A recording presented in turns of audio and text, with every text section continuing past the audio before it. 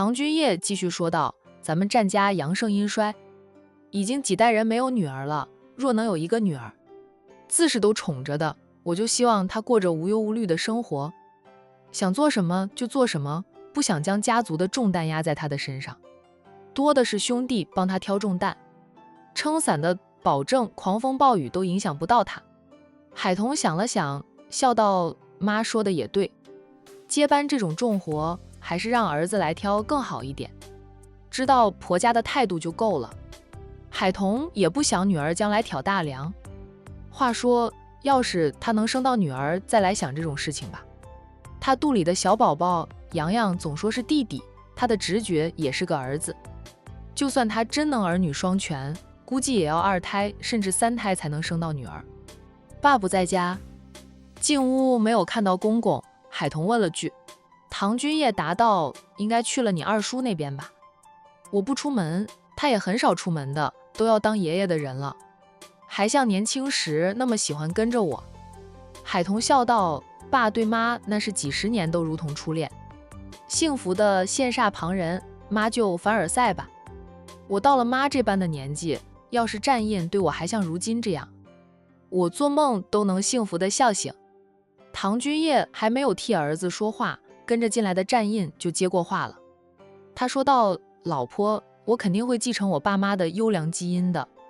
我爸妈的感情几10年如同初恋，咱们也会那样。”唐君业也笑：“这个真不用担心，他们家男人最优秀的就是这一点了，忠于家庭，忠于婚姻，一辈子只爱自己的妻子，不像他的那些老朋友，老公在外面都有情人的，他们不过是睁只眼闭只眼，只要不搞出私生子来分原配儿女们的家产就行。若是生有私生子女的，原配就会联合儿女，想办法把家产一点点的拿到手里，转入他们的名下，或者逼着丈夫写好遗嘱，不能分家产给私生子。总之，闹心的事情很多，有些还是陪着丈夫吃苦打江山，付出了几10年的青春岁月，才换来的富裕生活，结果丈夫嫌弃他们人老珠黄了，在外面包养小3、小4、小5的特气人，多少原配都被气得身体出了问题。唐君业是所有贵妇人都羡慕的对象，应该说战家的几位太太都让人羡慕。战家的家规摆在那里，一旦结婚，就要与妻子过一辈子，不允许离婚，也不允许出轨，若是出轨，就别想分到家产了。不仅分不到家产，还会被家族公开断绝关系，让你在外面不能再借助战氏家族的名声。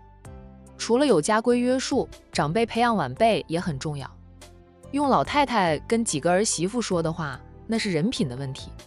他老人家培养好了儿孙，就算没有家规约束着，他的儿孙也不会做那等忘恩负义、薄情寡义的负心人的。彤彤，你先坐坐，妈让人给你炖点补汤，补一补身子，看你都瘦了。别人怀孕是长肉的，你却瘦了。战印，你还说会好好照顾彤彤，看你自己都要有肚腩了。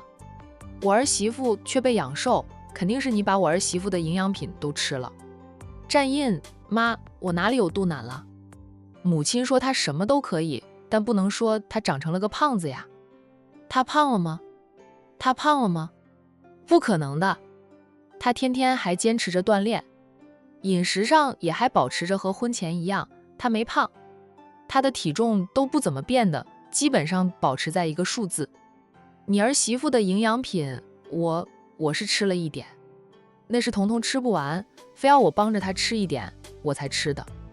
战印想说，他才不会吃老婆的营养品呢，记起自己几乎每天都要帮老婆解决一下他吃不完的营养品。战印又不敢说自己没有吃，他更在乎的是自己的身材形象问题，赶紧问着老婆：“彤彤，你看看我，是不是长胖了？我有肚腩了吗？”他还捏了捏自己的肚子。海童笑得抱住了肚子，被丈夫的反应逗笑的。原来她这么在乎她俊美的形象呀。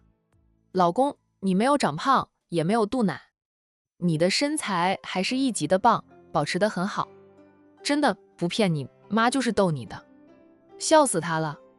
战印还是跑进洗手间里，对着镜子照了又照，才从里面出来，边走边抱怨着母亲：妈，每次我回来，你都说我长胖了，这样很容易打击到我的。我老婆哪里没有照顾好，我照顾得很好的了。战印话里话外都有着万分的无奈。他的母亲大人以前心里多少是觉得海童配不上他的，好在母亲的修养让他没有做出过伤害童童的事，在外也很维护着海童，比不得最好的婆婆，但也胜过很多当婆婆的人了。现在呀，童童在母亲的心里是排在第1位的，他爸排第2位，他和弟弟则是拼排在最后1名，总是说我胖，说我胖。唐君叶笑道：好好好，不说你胖，不说你胖，行了吧？海童也笑道：妈，你下次真的别再说他胖了，他保持得很好的，我也没有瘦，去产检时称过体重，重了的，跟我姐视频时，我姐都说我现在圆润了，你体重重了，那是怀孕的缘故。妈去让厨房给你炖点补汤，今天是在家里吃饭的吧？唐君叶上下打量了儿媳妇一番，还是觉得该补，儿媳妇还是瘦了点儿。妈，我们在家里吃中午饭，下午要去接洋洋，然后去我大嫂家里吃饭，大姨家里来了贵客，请我们过去吃饭。海童老实的道。唐君叶略有点失望，他是盼着儿子儿媳妇能在家里多待几天的，听到说要去商家吃饭，唐君叶也不好说什么。他问洋洋什么时候放寒假，应该快了吧？下周就放寒假了，应该是周1还要上学，周2或者周3就不用上幼儿园了。唐君叶又开心了，忙说到放寒假就把他送回家里来，妈帮你照顾他，这样你们夫妻俩可以过2人世界，趁宝宝还没有出生，还可以过2人世界。就算家里有保姆阿姨，当妈的还是要分心照顾一下孩子，忙着孩子，有时候就会忽略了丈夫。想再像现在这样过2人世界，是机会不多的了。唐君叶是过来人，深有体会。好，放寒假了，送洋洋回来住2天。海童不忍心服了婆婆的开心，决定先送洋洋回来玩2天，再带着洋洋去 A 市玩上1个星期，就要回来准备过年了。就回来住2天吗？洋洋要去江城。唐君叶关心地问道，江城那么冷，经常下雪，洋洋去那边受得了吗？偶尔去上2天，他会觉得很好玩，天天待着，怕是会着凉的，我们适应不了严寒。管城跌到10几度，大家都会叫喊着好冷好冷，但这样的温度相较于北方的冬天来说是很舒服的温度了。不去江城，他说要去 A 市。慕情的杨子已经放寒假了，2个小家伙早就通过了电话，约好了洋洋放寒假就过去一起玩的，我也答应了他。唐君叶有点失望，他以为洋洋放寒假后能在游游山庄住上10天半月，到过年才回到他妈身边呢。没想到小家伙要去 A 市，见婆婆一脸失落的样子，海童试探地问妈，要不你跟我们一起去 A 市，就当作是去那边旅游了，那边也有几个景点不错的，人工景点更多，饮食跟我们管城差不多的，君家人也很好客，咱们家与他们家来往也算密切，奶奶去了那边都不想回来的。宁云初的眼睛是程玲玲治好的，商小飞是海童的表姐，她是君家未过门的五少奶奶，战家与君家就是拐着弯的亲戚了，亲戚要走动走动才亲的。君家的父母辈和战家一样，都是退休在家的了，同年龄的人聚在一起容易聊得来。君家大太太的性格和唐君叶是不太一样，不过大家都是大家族的当家太太，想来也能聊得来的。唐君叶颇为心动，他说道，我跟君家人没有什么交集，这贸然过去打扰别人不太好吧？没什么的，就当是去那边旅游，奶奶知道了，估计也会过去，你要是觉得不好意思，就打着不放心奶奶，打着照顾婆婆的旗号。唐君业笑道，说你奶奶照顾我还差不多，她老人家的身子骨呀比我还好，若是去野外活动，我是真比不过你奶奶，可能是老人家经常不听话，四处跑吧。唐君业虽然也会锻炼，却不像婆婆那样经常到处跑，野外运动时她是不如老太太的。妈，你想去就跟着去，君家还有几个小宝宝，热闹得很。战印开口了，我提前跟叶君伯打声招呼，你要是怕我爸不让你去，爸那里也有我去说。唐君业说道，你爸不会拦着我，他只会跟着我一起去。君家孙辈是有几个了，比咱们家热闹多了，那妈就厚着脸皮跟着过去玩上挤一段时间。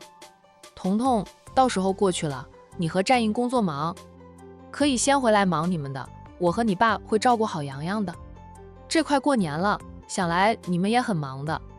海彤应着，好，到时候就让爸妈照顾洋洋，我们先回来忙完公司的事，临近过年了，再过去把你们接回来。两家的长辈退休在家，闲得无聊，让他们凑在一起，就是打牌都热闹呀。这种事跟叶君伯商量，叶君伯绝对会赞成的。唐君业乐呵呵地去厨房里让厨师多做几道海彤爱吃的菜，自家儿子的胃口也照顾了一二。从厨房里出来时，老太太回来了，听说长孙夫妻俩回来，还是找他老人家的。老太太就撇下了一班老友，做着杨叔的回庄。奶奶，海彤甜甜地叫了一声，老太太笑得一脸慈祥。祖孙亲热过后，老太太拉着海彤在沙发上坐下来，唐君业亲自去给儿媳妇准备水果、点心以及各种零食。海彤没有怀孕之前都是个吃货，喜欢吃，孕期胃口略有改变，不过还是个吃货。说你们俩回来找奶奶有事？老太太慈爱地问道。什么事？奶奶、老神医还有他的几个老友都来了管城，现在在商家暂坐休息。战印没有拐弯抹角，直接说了原因。在他们自己的家里，他们说话也不必拐弯抹角。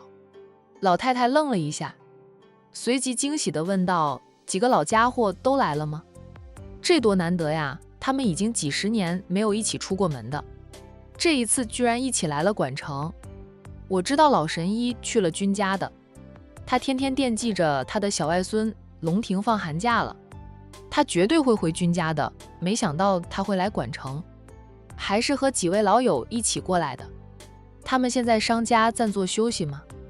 老太太唠叨完后捕捉到了重点，关心地问着海彤，你们一直在找的那个人是跟老神医们混一起了？海彤点头，钟爷爷当年被追杀了一路，也受了伤，被老神医他们救了，这几十年都是跟他们一起生活。老神医说他用了毕生所学，才将钟爷爷养到现在近100岁，不过钟爷爷身体还是不太好，每天还要吃药。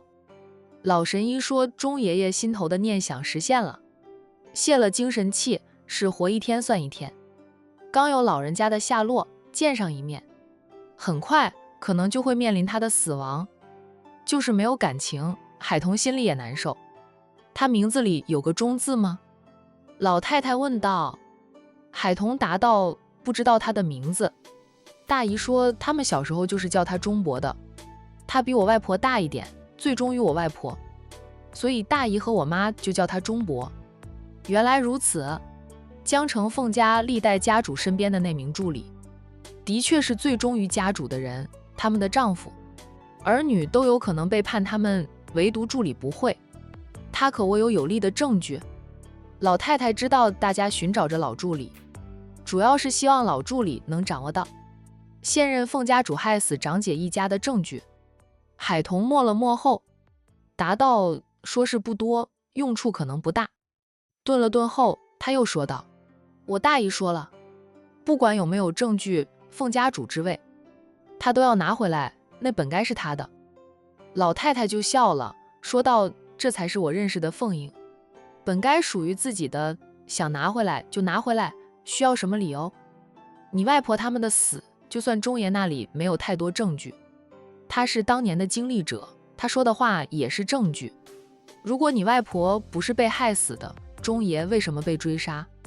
就吓钟爷的人是老神医他们虽说退隐江湖几十年了，但江湖还流传着他们的传说，加上程医生的名声，让他们几个人重回大家的世界里，勾起大家对他们的过往回忆。有他们作证，证明钟爷是被追杀，还受了重伤，钟爷说的每一个字，大家都会相信的。现在只要钟爷好好的养好身体，若是能陪着你们去找凤月当面对质，那是最好，不能的话就让他录个视频，然后让那几个老家伙陪着跑一趟作证。凤月哪怕是死不承认，别人心里也有把秤的。老太太的话让海童豁然开朗，他们是没有更有用的证据，但他们还有钟爷爷这个有力的人证呀。对啊，我们有个有力的人证。海童挽着老太太的手臂，还是奶奶聪明，理清楚了。老太太说道，不是奶奶聪明，是你们只关心钟爷的身体健康，只想着怎么样做才能让钟爷多活几年，一时间还没有想到钟爷这个有力的人证。还有老神医，他们都是人证呀。那几个老家伙的年纪跟奶奶是差不多的，他们估计还能活至少10年以上的，能给你们当人证。你们也是不想折腾钟爷了，钟爷年纪太大，身体又不好，还是让他录个视频吧，有老神医他们跟着去作证，也能坐实凤月当年的心狠手辣。钟爷是你外婆的助理，凤月心里没鬼，何必追杀钟爷？还有你的姨婆，她的死凤月脱不了关系。说到这里，老太太叹口气，说道，有时候一个家族的族规也会害死人的。若是凤家的家主是能者贤者上位，虽然也会有竞争，至少别人都能看到一点希望。凤月能力也不算差，你外婆身体不好，你大姨和你妈当时又年幼，若是凤月没有动手，说不定你外婆会让贤也不一定的。老太太再次叹气，几十年前的大家族风云争斗更厉害，家规约束重要，但人品也很重要的。海童说了句，人会随着环境而改变的。老太太默了默后说道，也是，你们俩什么时候回市区？老太太换了话题，又拉着海童上下看着，然后又看自己的大孙子，蹙着眉说道，阿印，是奶奶眼神不好了吗？奶奶咋觉得你长胖了？彤彤反而没有长肉，只有小腹微隆，有点显怀了，要是穿着厚外套还看不出来，她一副的生无可恋。奶奶眼神不好了，居然也说她长胖了。唐君夜就有话说了，我说阿印长胖了，她还不承认，不服气，说她每次回来我都说她长胖了，看，不是我一个人说你奶奶都说你长胖了。海童又控制不住笑了，他边笑边说道，奶奶没有的事，是你们有段时间没有看到我们，才会觉得我们俩一个胖一个瘦，那是奶奶觉得我瘦了，我妈觉得我瘦了，事实上我真没有瘦，战印也没有胖，她的体重保持得很好的。奶奶你快别打击她了，看她生无可恋的样子，得怀疑你不疼爱她了。老太太嘿嘿的笑，是吗？那我真是老眼昏花了，没有看出来。战印已经不想说什么了。奶奶，我们吃过了午饭，略休息一下就回市里了，接上洋洋后就去我大姨家里吃饭。老太太嗯着，那我收拾一下，跟你们过去，难得几个老家伙来了管城，我不尽地主之谊都说不过去，然后去你们家里住上几天。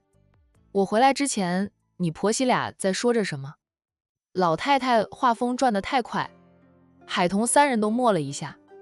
唐君夜才接话，洋洋放寒假后要去君家玩，彤彤和阿印都工作忙，我跟着过去照顾洋洋，让他们可以安心工作，争取早点忙完，提早放年假。妈，你要不要一起？那是当然的，我怪想我的干曾孙女的。等会儿我去我库房里挑颗珠子，到时候带过去送给我的干曾孙女，以后给她当嫁妆。老太太嘴里的珠子可不是珠子，而是钻石。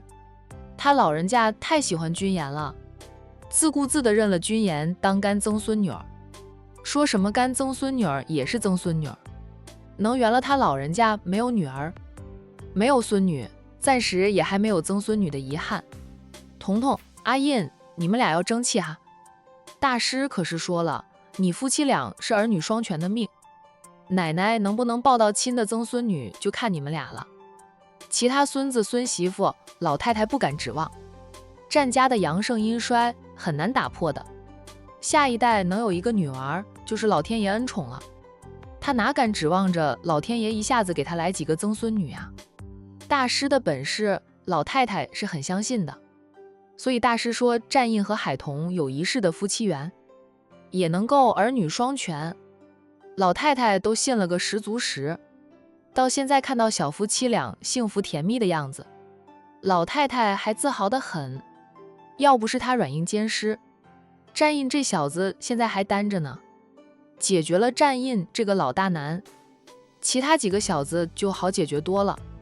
看成果已经出来，一个二个三个都按着他老人家的要求去追妻了。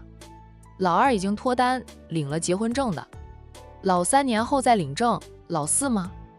老4可能会折腾一下，老5老6都是老老实实的。老太太只要想到再过几年，她老人家就有好几个曾孙了，做梦都能笑醒。奶奶！战印严肃地叫了一声，老太太立即打哈哈，换了一个话题。可不能给彤彤生女压力，阿印会生气的。虽说孙子最尊重他这个奶奶，看到战印表情严肃，板着一张俊脸时，老太太有时候都得避避锋芒。哎，把孙子教得太有本事，有时候也是一种压力。益阳有限公司，这是战益阳自己开的公司，与战氏集团无关，连业务往来都没有。主要是他这家公司涉及到的行业与战氏没有关联的，所以没有业务往来。刚开完会回来的战益阳才走到办公室门口，就听到了一声熟悉却夹着点怒火的叫喊声：战益阳！是狐狸来了。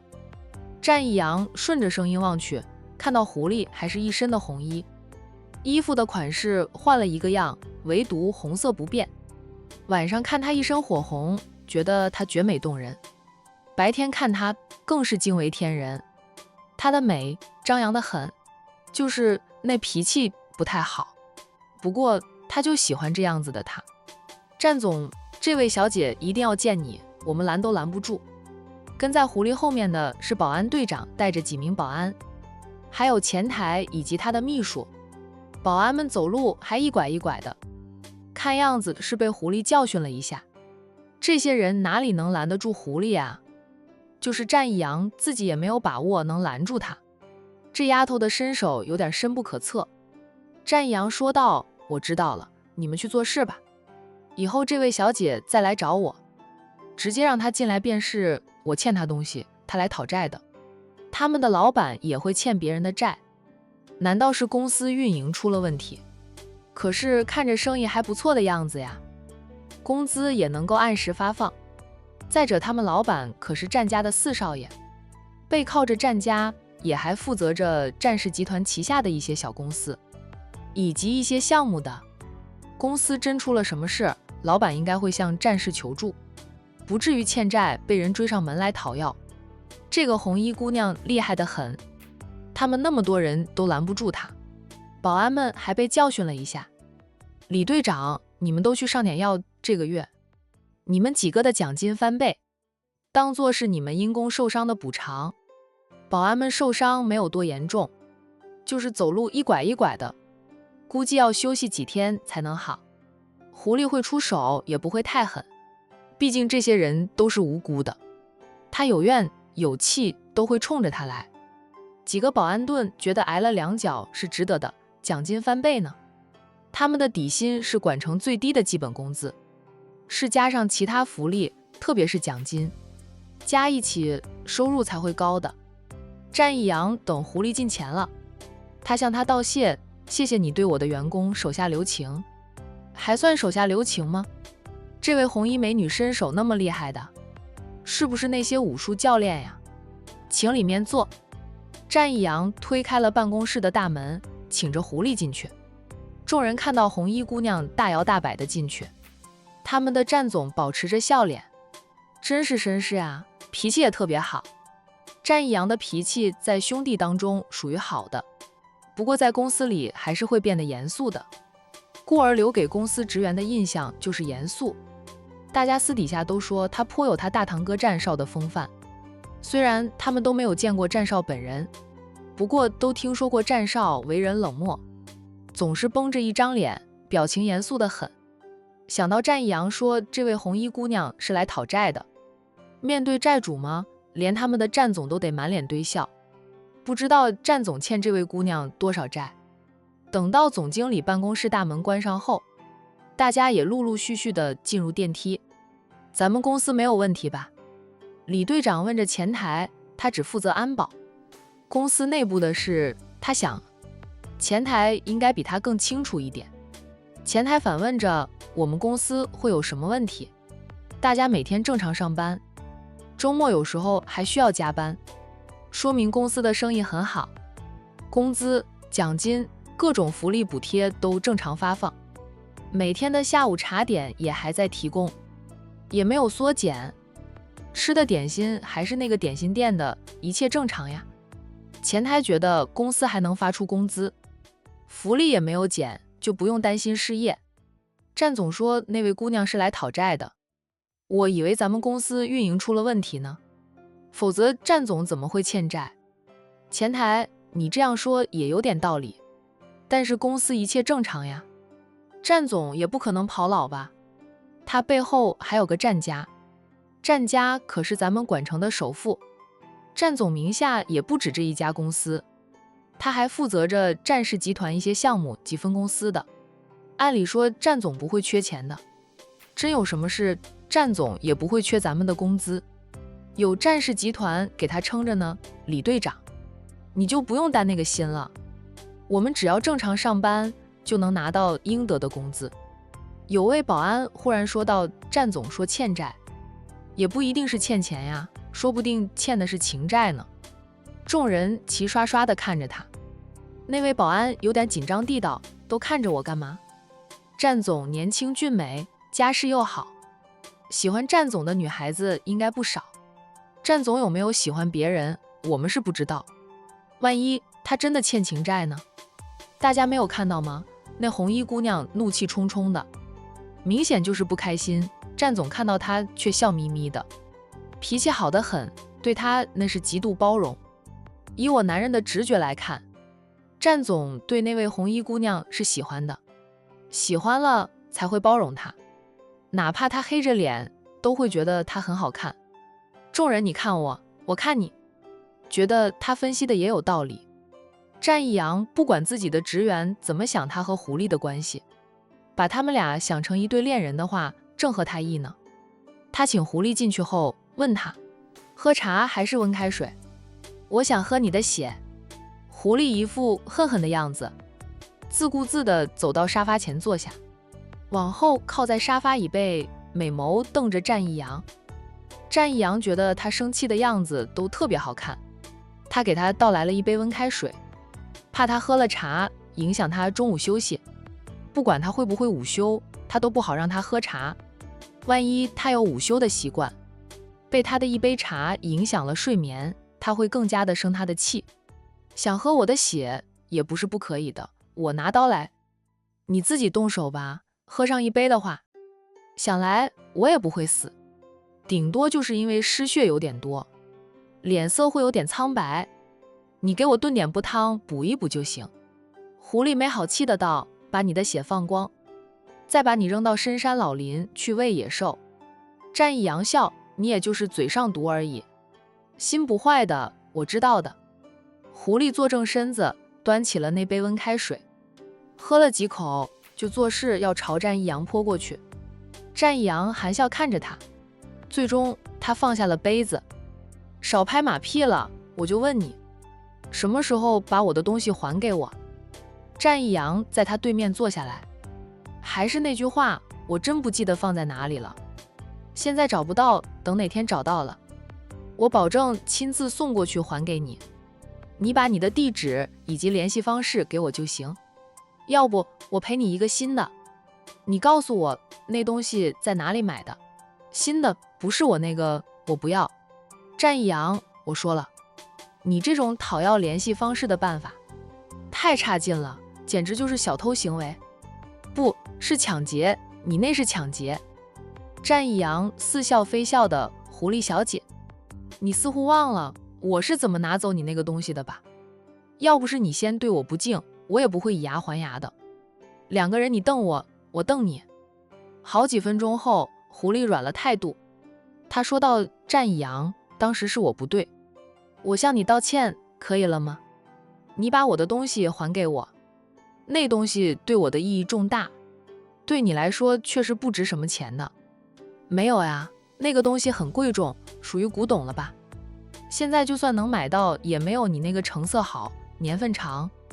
既然知道我的东西贵重，就把它还给我。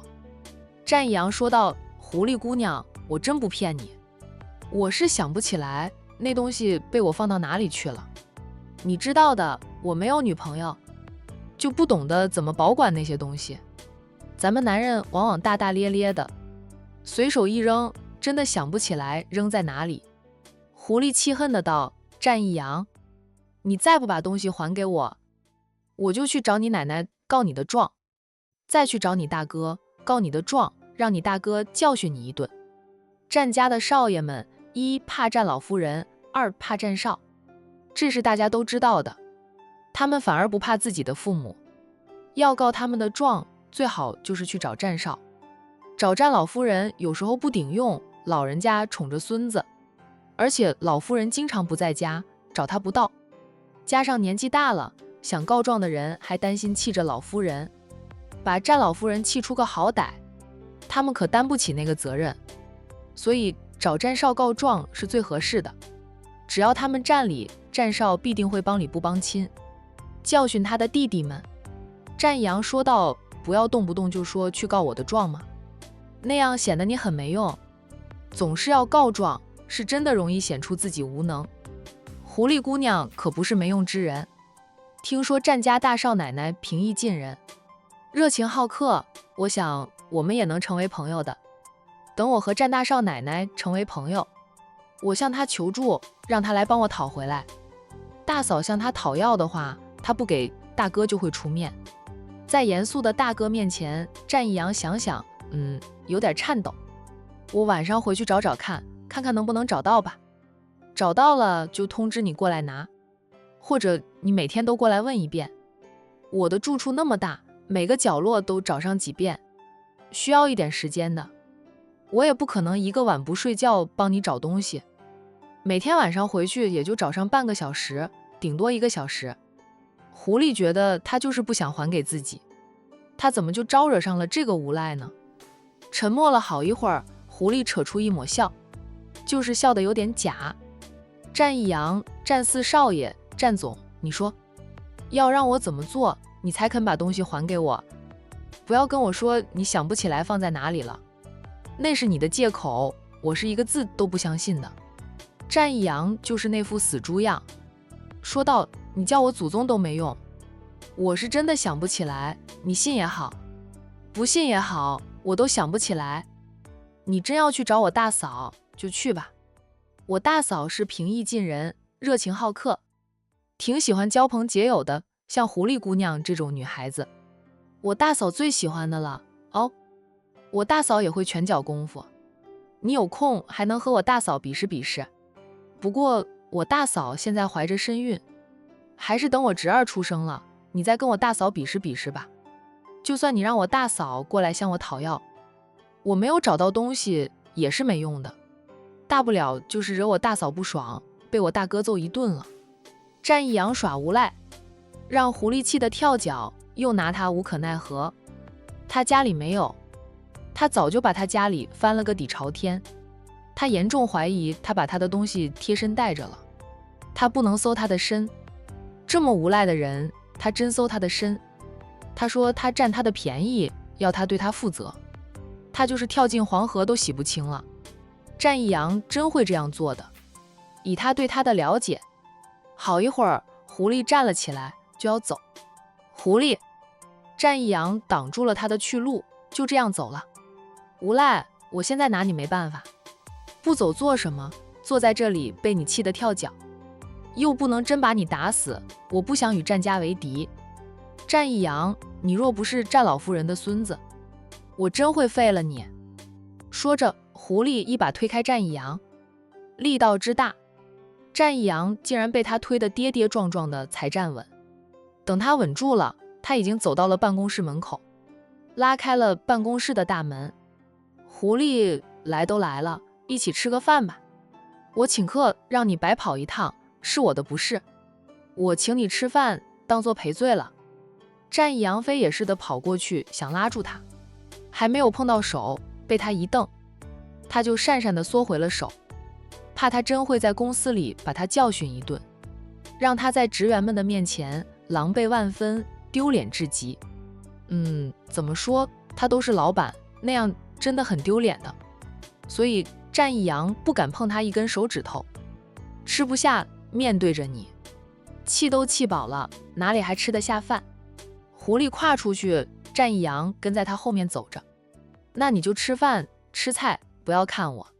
狐狸懒得搭理他。狐狸的手机响了，是收到了新的信息。他边走边掏出手机，看过了信息后走得更快了。战一阳都要小跑的。他第一次看到一个姑娘家走路比大男人还要快的。秘书的视线追着两个人走，那是看戏的眼神。